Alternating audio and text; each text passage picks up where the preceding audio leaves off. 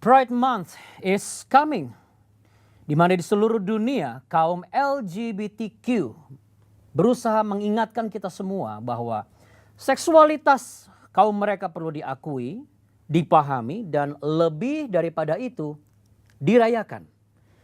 Kaum lesbian, gay, biseksual, transgender, dan juga queer dengan singkatan LGBTQ berhasil mencaplok 1 bulan dalam setahun untuk mempropagandakan kelainan seksual sebagai hal yang normal atau setara dengan heteroseksual. Umat Kristen, kita merayakan kedatangan Yesus selama 1 hari. Agama lain mendapat keistimewaan 1 atau 2 hari. Tetapi kaum LGBTQ mendapat sebulan. Ada apa di balik keistimewaan ini? Pride Month diperingati di berbagai belahan dunia. Berbagai event diadakan seperti parade, festival, dan kampanye kesadaran. Di Amerika Serikat, perayaan ini mulai meluas pada tahun 1990-an. Dan kini banyak perusahaan besar serta institusi pendidikan ikut serta dalam merayakannya. Parade Pride di San Francisco dan New York City kini menarik ratusan ribu peserta dan penonton. Siapa yang paling terdampak dari semua keriuhan Pride Month ini? Tentu generasi anak. Salah satu dampak terbesar adalah normalisasi bahasa, terminologi, dan konsep LGBTQ. Menjadi normal untuk merayakan identitas sebagai salah satu yang memiliki seksualitas yang berbeda. Generasi anak menjadi akrab dengan kesaksian kaum gay. Istilah-istilah tentang coming out dan sebagai kaum yang tertindas terukir dalam ingatan generasi anak.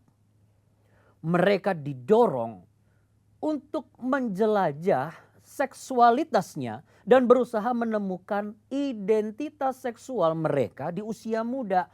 Bahkan tidak jarang mereka merasa kalau mengakui dirinya pria atau wanita yang normal seperti kurang menghargai temannya yang merasa dirinya LGBTQ. Tidak sedikit anak-anak Kristen yang merasa nilai-nilai dalam Pride Month bertentangan dengan iman mereka. Namun sering dipaksa untuk ikut serta dalam perayaan tersebut. Contoh kasus yang terjadi di Amerika Serikat adalah di California, di mana beberapa orang tua mengeluhkan bahwa anak-anak mereka tidak boleh opting out. Beberapa sekolah juga diketahui mengadakan acara-acara seperti Drag Queen Story Hour, di mana para drag queen membaca cerita kepada anak-anak. Contoh lainnya terjadi di London, seorang anak dipaksa ikut parade LGBTQ oleh pihak sekolah. CBN News melaporkan untuk Anda. This was a celebration of, quite a few things, but they equated LGBT to be about equality, diversity, and that it's an assembly and every child must attend. I mean, that's a legal thing? Is it the law that says they must attend, or how did you respond to it? I mean, absolutely not. I mean, my fear was that this was going against the law, that the school should have known that no child should have to march around the school for sexuality in particular, but against their beliefs as Christians. I had never heard of, any child being forced to do something against their beliefs. And in particular in this school, they, seem to have opt-outs for many things, for religious purposes. Children didn't have to participate in Easter parades, nativity plays, because on religious grounds. So I presume that this would have been the same thing for this. I did express that we're Christian, we wouldn't be able to take part in this, but they were very adamant and even went to the extent to be calling, parents homophobic, bigots. And it was really hostile. It was such a hostile. I've never been in such an environment like that before. It became really tense and uncomfortable. And you couldn't opt out from this? They wouldn't allow parents to opt out? You had to go, or your son had to attend? He had to go. We had to go to the extent of just, like for many of us, we work, and we had to go to the extent of taking days off work just to remove our children, on that particular day. I think what was quite scary was what might have been happening beforehand, because they never made a big announcement about this. They put it on a blog, so it's just on a school blog, no letters, no informing parents. Well, what kinds of things did they do at the parade? The judge in this case, Chris Letham, said he didn't see anything contrary to Christian values. So there was, like I said, throughout the month, there was this, rainbows and, rainbow flags and, like I said, like breaking down this gender stereotyping. And so when the children were marching around, they were encouraged to wear colorful clothes. And other children in different year groups had watched videos of like people kissing, same-sex kissing. So this march was at the end of that, and it was just to basically bring everything that they had been doing together and basically, encourage the idea of Pride Parade marches, which is exactly that, singing gay anthems and marching around the school. So it's more than just one parade. So why did Judge Letham rule against you? What did he say about your religious and parental rights? He seemed to think, this school had put posters around the school, Stonewall posters about, I'm gay, get over it. Mum and mum equals love. Dad and dad's boyfriend equals love. He seemed to think that this was all part of, Christian beliefs, that Christians believe in this as well. There's no difference in what Christians believe in and what, this is promoting. I had never... It was the first I had ever heard of this. We went through a whole court trial, very much putting our case forward of what we believed in. There was a question that was put towards me that I had said in the email, that I had said that I don't believe that people from LGBT backgrounds face the discrimination that they used to do. And therefore, I don't really see them at a disadvantage. And he was very angry at me saying that. And he asked me, what do you mean you don't see them at a disadvantage? And I replied that, well, they have all the rights that, but everybody else does. But don't name one right that they don't have.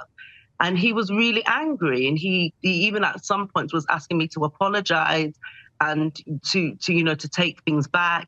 And I just didn't understand why. But obviously now I do. Well, I know that you've got this on an appeal. Keep us posted on what transpires in your case. From London, Izzy Montague, thank you for sharing with us.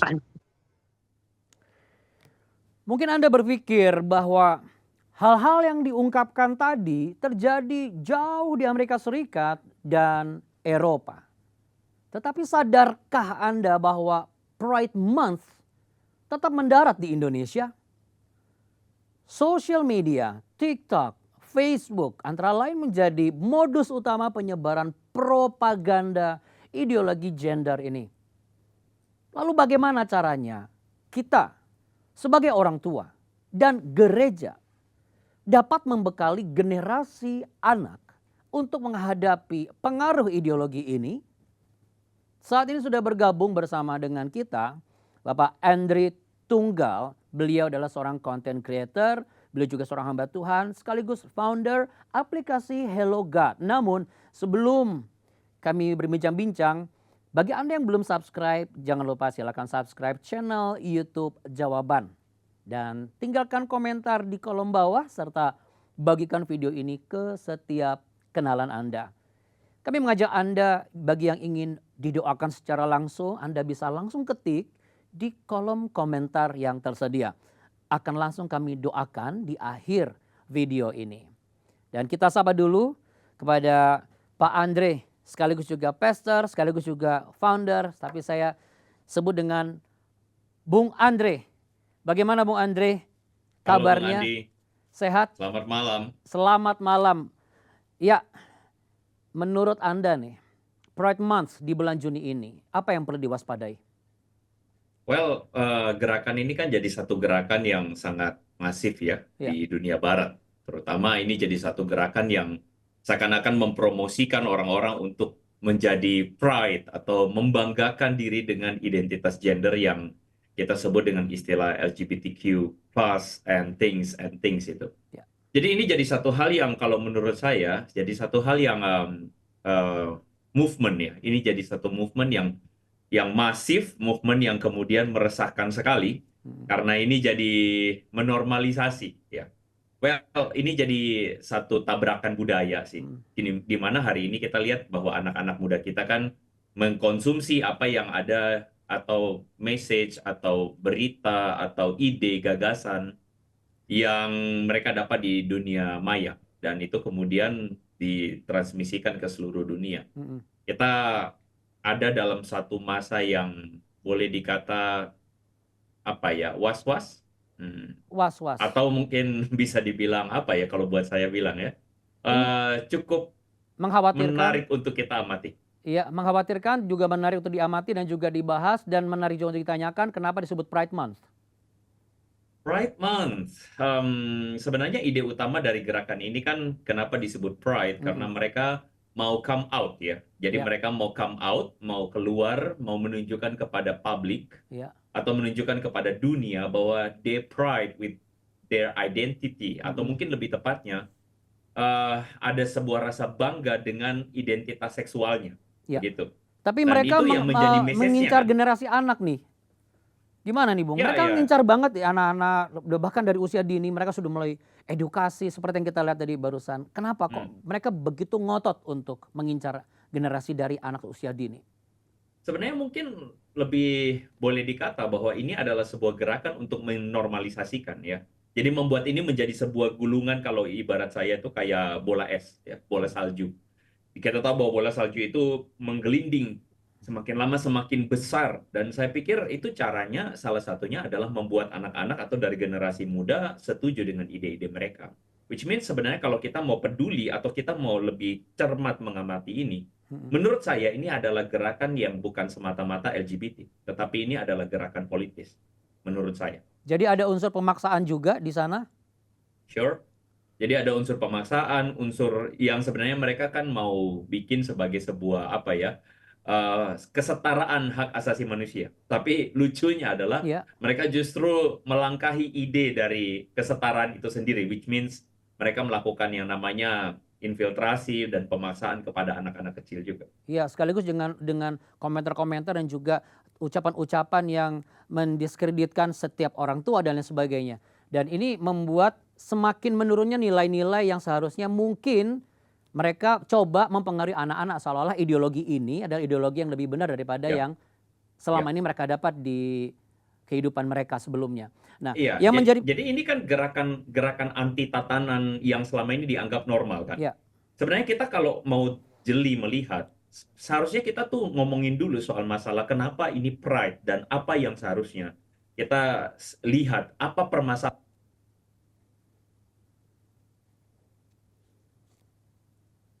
Pemirsa jawaban, tentu saja saya menduga banyak di antara kita adalah latar belakangnya Kristen. Tetapi sebenarnya kita dengan sangat mudah sekali ngomong bahwa oke, ini adalah sesuatu yang keliru, dan saya setuju sekali. Cuman saya khawatir bahwa sebagai orang tua, bagaimana mengkomunikasikannya kepada anak-anak muda hari ini, kita akan kesulitan ketika langsung kita memulai dengan sebuah statement ini keliru, begitu. Kenapa? Karena anak-anak muda hari ini tuh mereka sangat-sangat lekat idenya dengan yang namanya kesetaraan, Ya. mereka anti rasialisme, Ya. mereka anti dengan yang namanya perundungan, pembulian, dan Ya. LGBT atau kaum LGBT ini memposisikan dirinya sebagai yang mengalami diskriminasi, mengalami pembulian, mengalami ini. Jadi saya khawatir sebenarnya ketika bagaimana kita, katakanlah sebagai orang tua, edukator, hamba Tuhan, atau bahkan public figure ya, Ya. bagaimana kita mengkomunikasikan kekeliruan dari Pride Month ini, itu harus hati-hati. Kita nggak bisa mulai dengan sebuah narasi kesalahan, meskipun saya setuju bahwa ini salah, begitu kan? Jadi Kita bagaimana harusnya juga memulai dengan memulainya? sebuah narasi kenapa disebut Pride dan kenapa harus Pride dengan yang namanya LGBT, Ya. begitu. Karena begini, poin saya adalah begini. apa sih yang harusnya kita banggakan? Kalau saya misalnya saya pride, ini hanya sekadar contoh. Ya. Saya pride sebagai seorang Chinese. Apakah cocok? Buat saya itu silly atau itu konyol. Saya terlahir sebagai seorang yang berasal dari keturunan Tionghoa. Ya. Badan saya tinggi, anggaplah begitu. Dan saya bilang saya pride karena saya adalah seorang keturunan Chinese dan saya tinggi. Bagi saya itu kekonyolan yang hakiki. Seharusnya saya pride atau katakanlah ada sebuah gerakan kebanggaan bukan karena sesuatu yang hanya sekadar saya terlahir begini.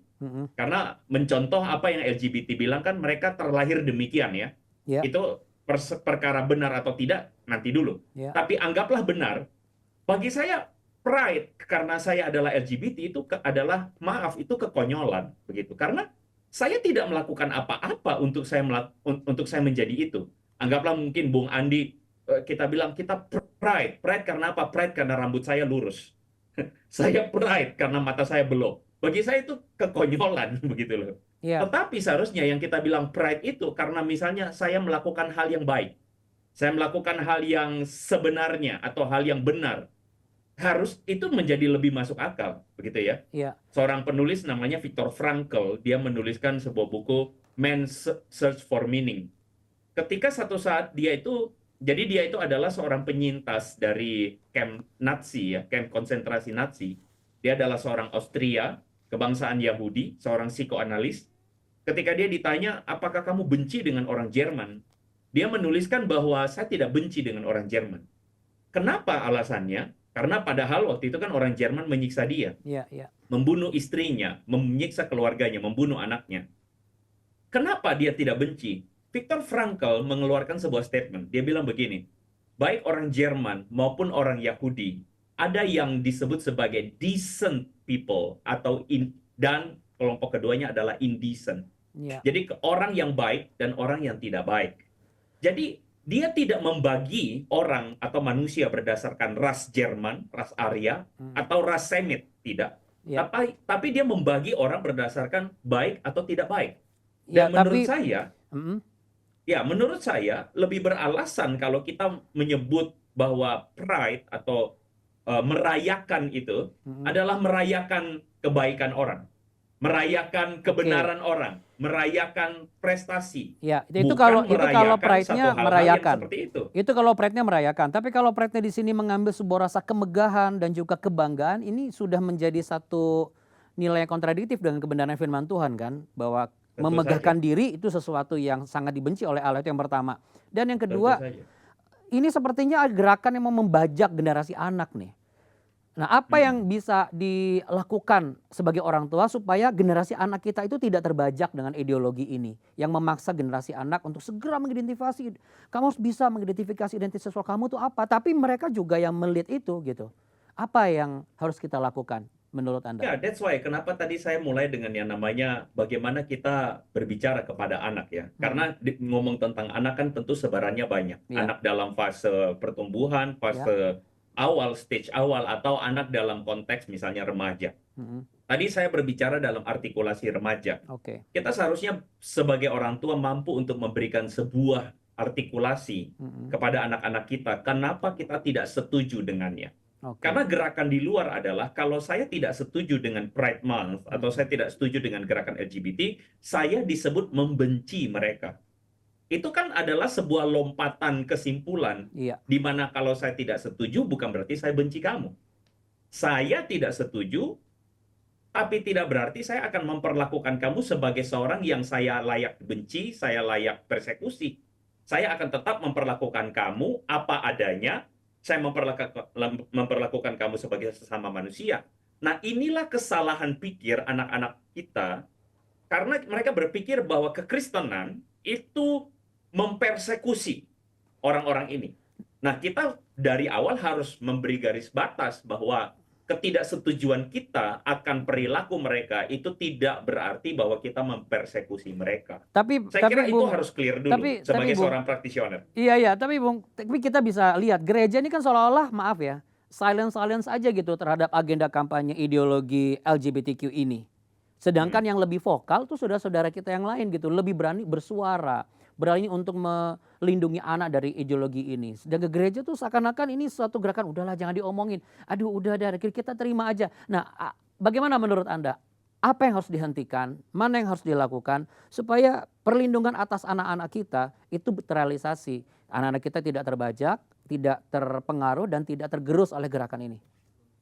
Saya melihat bahwa sebenarnya justru kita harus melihat ini dengan lebih clear.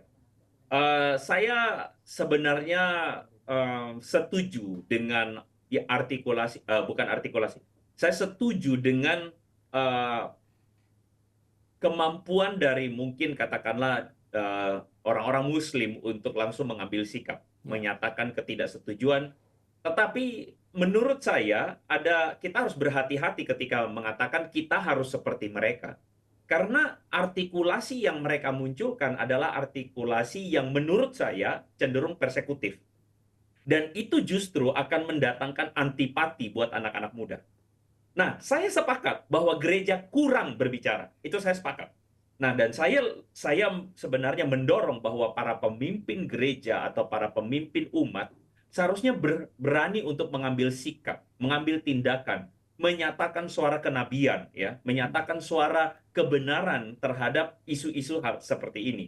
Tetapi kita harus memberikan edukasi yang tepat dalam arti bagaimana sikap kita dan penanganan kita terhadap isu ini. Bisa Anda Menurut saya berikan sih contoh demikian. yang praktis dan relevan yang bisa loh gereja lakukan untuk menghindari ideologi ini yang sudah semakin mengincar generasi muda kita. Supaya gereja pun juga berperan aktif, bukan bersuara vokal, tetapi apa yang dilakukan itu sesuatu yang benar-benar langsung ke titik permasalahan dan itu nge-grab generasi muda kita. Daripada menghindari topik-topik seperti ini lalu ya sudahlah. Nah, kan kita melihat ada gala-gala seperti ini ya, mungkin jadi seperti normatif gitu loh.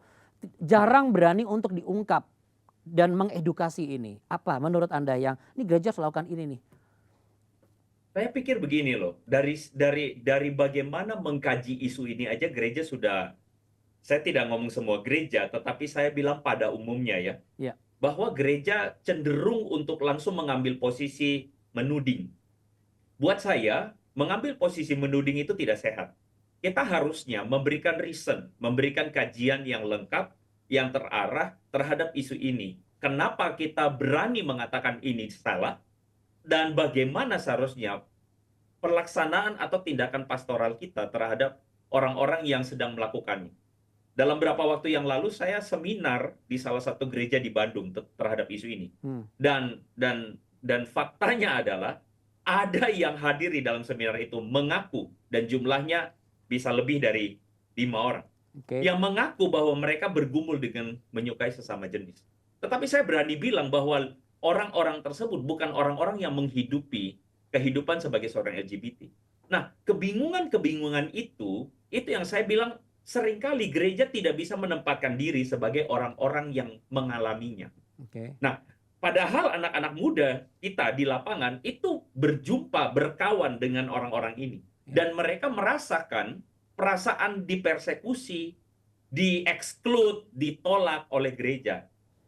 Mengerti ya maksud saya ya? Mengerti, tapi Jadi kalau menurut gereja- saya sih gereja tidak pernah mempersekusi ya. Cuman memang saya setuju gereja memang lebih berani mengeluarkan statement yang tegas. Namun kita juga melihat akhirnya gereja-gereja mulai mengambil sikap yang akhirnya apa ya, menghamiri juga gitu.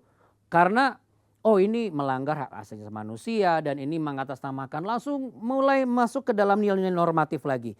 Nah, selain seminar tadi itu aplikatif banget tuh, Bung. Itu gereja harus berani mengambil langkah seminar. Tetapi langkah apa lagi yang bisa kita lakukan supaya gereja bisa membuat sebuah pattern ini bisa diterapkan ke orang tua dan orang tua bisa belajar, teredukasi dan akhirnya bisa menyampaikan tanpa ada perasaan tudingan, tapi kita menjelaskan this is right, this is wrong in a good way. Saya perlu koreksi sedikit. Saya setuju bahwa bukan gereja secara institusi Iya. yang mempersekusi.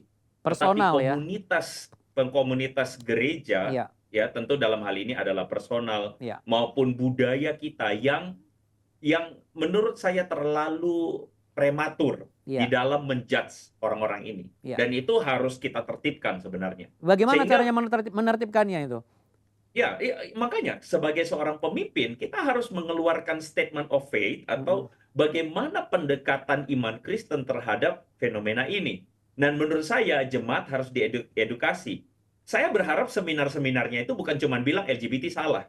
Saya kira sebagai orang Kristen kita dengan clear dan berani bilang bahwa itu adalah sesuatu yang dibenci Tuhan, sesuatu perilaku yang dibenci Tuhan. Tetapi bagaimana kita menjelaskan keberadaan orang-orang yang sedang mengalaminya? Bagaimana kita menjelaskan perspektif teologis? Ada orang yang mengatakan, saya tidak mau jadi gay, tapi saya suka sesama jenis, lalu bagaimana? Nah, itu kita harus jelaskan apakah kemudian ini dari Tuhan, apakah ini sesuatu yang muncul secara natural, kita harus jelaskan itu dengan lebih baik menurut saya. Nah, kalau kita bisa untuk mengedukasi jemaat, menurut saya akan ada perubahan sikap komunitas gereja terhadap orang-orang ini. Dan maka kalau kita berhasil memunculkan sebuah kasih Kristus terhadap mereka, saya kira anak-anak kita tidak muncul dengan sebuah perasaan resistan. Ya, karena saya yakin bahwa di Indonesia tidak sampai seburuk apa yang terjadi di Amerika saat ini. Tapi Kita akan tidak tahu dalam datang, berapa tahun ke depan, akan saya nggak hadir nih masa-masa yang akan buruk maksudnya, Bung. Kalau kita biarkan dan kita maksudnya ya ngambang-ngambang gitu, pasti akan buruk dong. Apalagi kita bisa lihat ada pola ini sudah mulai bermain di level kebijakan pemerintah, ya berani untuk mempengaruhi, bahkan hakim juga terpengaruh. Dah. Sebelum power statement Anda, saya lagi minta izin 1 menit aja. Apa yang harus dilakukan? Saya sepakat tadi Bung Andi, masanya akan datang. Meskipun saya rasa tidak akan semasif seperti yang di sana, tetapi masanya akan datang entahkah terjadi di Indonesia ataukah ketika anak-anak kita pergi ke luar negeri. Ya. Itu penting, begitu. Sehingga sebenarnya dari dini anak-anak kita harus kemudian diajak untuk berani melihat apa yang menjadi perspektif Tuhan terhadap keberadaan identitas mereka. Bukan hanya soal identitas seksual, tapi keberadaan mereka di hadapan Tuhan. Bahwa saya diciptakan Tuhan dengan baik dan indah, apapun keadaan saya.